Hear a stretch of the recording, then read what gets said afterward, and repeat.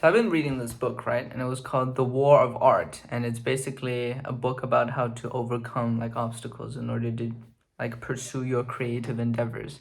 And I think a lot of the points, like I've read it before, but I wanted to look over it again just because, it's interesting. It's an interesting book.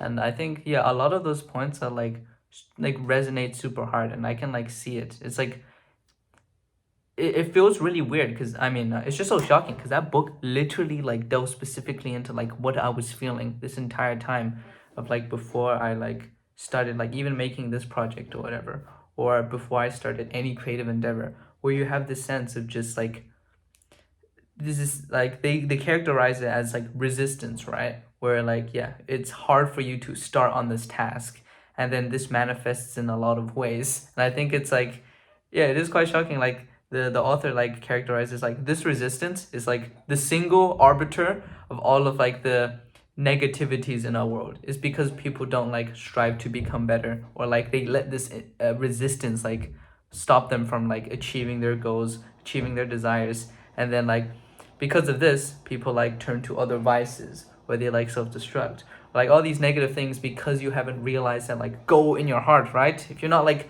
satisfied from the heart, then I feel like it's like hard to reach like, satisfaction with your life. I think a specific one they say is like, well, I'm trying to like they it's like a lot of good stuff. It's called The War of Art. So if you want to look at that book, I think it's really good. If you want to like do anything in your life, it's just like a good life book. And I think one of the main things, I feel like for one of them, it's to treat like, I think art or something, like you gotta act like a professional, which means that you need to do this consistently. You need to treat it as a job. And I think it's funny how they characterize this like the artist is going into the battlefield. He's like a marine and he's gotta fight. And like obviously this is an exaggeration, but it characterizes how like this art is a grueling process. It's like not something that's just like haha funny. It's like a cool hobby. If you want to like make something, and want to like immerse yourself in it, you can't just treat it as like a hobby that you tend to inconsistently, but it's something that you need to come back to every single day. You need to treat it as a job. I think another interesting part is that you cannot, like, you need to have a little bit of distance between you and your work. You can put as much effort into it, that's right, but like once it's out there, that is just your piece of work, right? If you identify with like, I guess, the desire, if you identify with your work too much, or you identify with the title of you being like, oh, I'm like a, what's the word, filmographer, I'm a writer, I'm an artist. If you like tie yourself too much to these kinds of concepts, these titles, then you'll be too afraid to like actually do it. The stakes are too high, right? If this piece of work doesn't work out, then I lose my identity as an artist. Treat it as a job. If you lose your job, you're still you, and you keep on moving forward.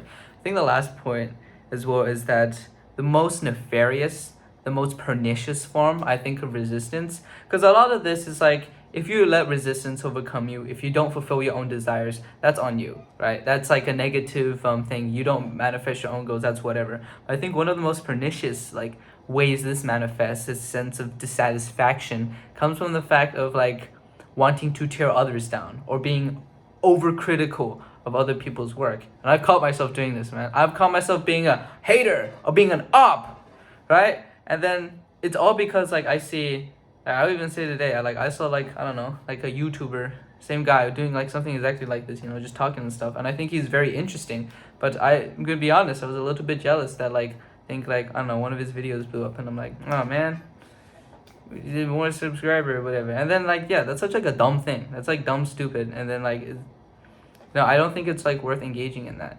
And I think if anything, when you realize that like, oh, I'm being kind of toxic AF, it's not like, then you do some introspection, then you realize, oh, it's because I think I'm letting this resistance get to me.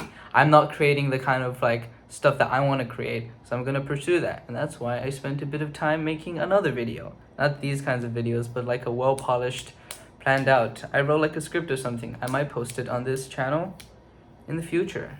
Get ready for that. But yeah, the resistance, you call it, well, you just have to fight against it every single day, and don't give it any concessions. Because there's also another funny thing in this book, which is like, Hitler tried to be an artist, but he didn't like make it. And then it's You know, it's a bit of an overstatement, but Hitler found it easier to start World War II rather than to stare at a blank canvas. So think about that. But then you're pipe and smoking. It's a tough journey. It's a tough journey wanting to manifest your best self. Not manifest as in like, oh, I wish, but actually going out and doing it. Because every single day you're fighting against that resistance. But you gotta fight. It's a battle, and this is war. This means war. 56 days until graduation. See on the other side.